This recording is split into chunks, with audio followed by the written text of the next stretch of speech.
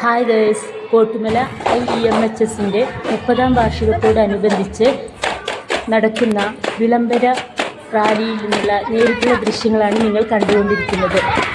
23 ജനുവരി 23 വുഡ്ബൈനിൽ വെച്ചിട്ട് national eco വിഷൻ്റെ summit നടന്നുകൊണ്ടിരിക്കുകയാണ്.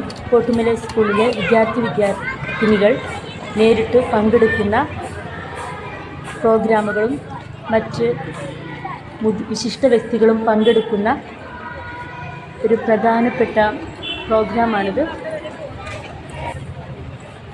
Hi guys, like, share, comment ചെയ്യാൻ മറക്കരുത്.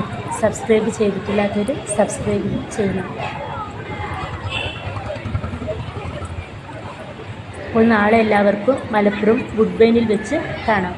ബൈ.